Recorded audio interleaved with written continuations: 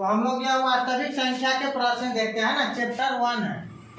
अभी क्लास क्या है, 10th का है, क्लास 10th के मैथ है, गणित है। तो इसमें के 1 नंबर प्रश्न हम लोग देखते हैं। देख क्या कहा है, क्वेश्चन संख्या 1 कह दिया है हम लोग को 0.0875 को P बटा Q के रूप में लिखे, जहाँ P और Q में कोई उभयनिष्ठ गुणनखंड नहीं है ना।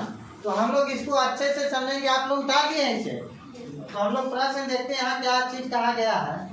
तो इस प्रश्न को हम लोग देखते हैं, यहाँ से हल करना स्टार्ट करते हैं।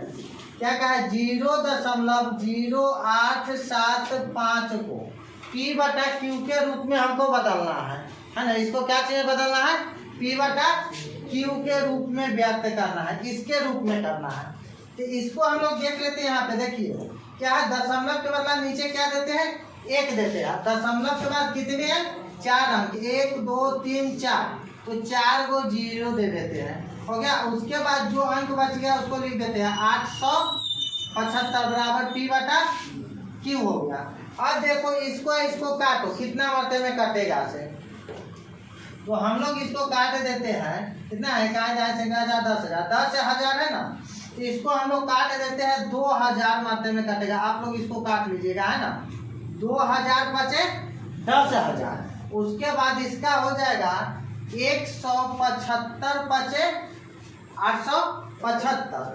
तो यहाँ पे हम लोग हो जाएगा, फिर लिखते हैं 175 बटा 2000 बराबर P बटा Q हो गया।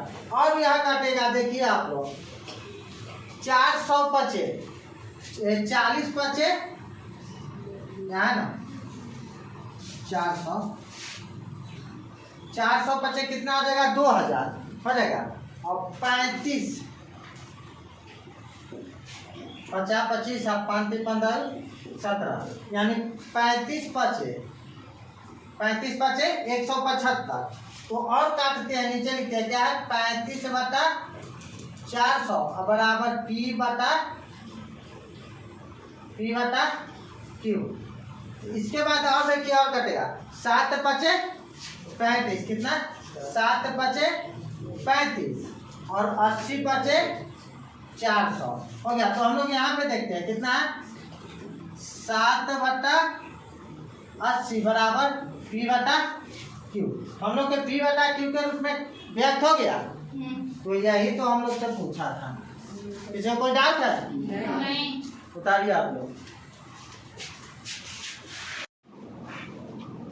तो हम लोग दूसरा प्रश्न इसमें देखते हैं कि कैसे बनेगा। कहा दिया है 1.8 पर रेखरी को भिन्न के सरलतम रूप में बदले। इसको कहा दिया है कि इसको भिन्न यानी सरलतम रूप में व्यक्त करने के लिए बोल दिया गया। तो यहाँ से हम लोग हल करना स्टार्ट करते हैं। हमको क्या दे दिया है, 1.8 पर रेखरी है। तो इसका मतलब है कि अनगिनत 8 है। इस पर जब रेखरी पर चिन्ह चढ़ा जाता है तो इसका मतलब है कि अनगिनत 8 है। तो दशमलव के हम लोग 3 अंक तक जाते हैं। कहाँ तक जाते हैं, 3 अंक तक जाते हैं। तो यहाँ देखते हैं 1.888 हो गया, 1.88। तो हम लोग इसको मान लेते हैं, माना कि x बराबर 1.888 यानी समीकरण 1 हो गया। उसके बाद हम लोग क्या कर लेते हैं, क्या ऊपर है, 1 ऊपर है, 2 ऊपर रहता तो 10 से गुना 100 से गुना, 1 ऊपर है तो 10 से गुना। तो क्या करते हैं, दोनों तरफ समीकरण 1 में दोनों तरफ 10 से गुना करने पर तो इसी में देखो x गुने 10 बराबर 1.888 गुने 10 हम लोग गुना कर दिए। तो x में 10 से गुना करेंगे तो यहाँ जाएगा 10x हो जाएगा। और इसमें जब हम लोग गुना करेंगे तो हम लोग क्या हो जाएगा 18.888 हो जाएगा, है ना। गुना कीजिए, अपने बन जाएगा सब, है ना। 1.88 में हम लोग गुना करेंगे 10 से, तो दशमलव के बाद हम लोग 8 दे सकते हैं, उससे कोई फर्क नहीं है जितना। तो यार समीकरण हम लोग के 2 हो गया। किसी को कोई डाउट है यहाँ तक ला? नहीं है। तो देखते हैं समीकरण दो में से एक को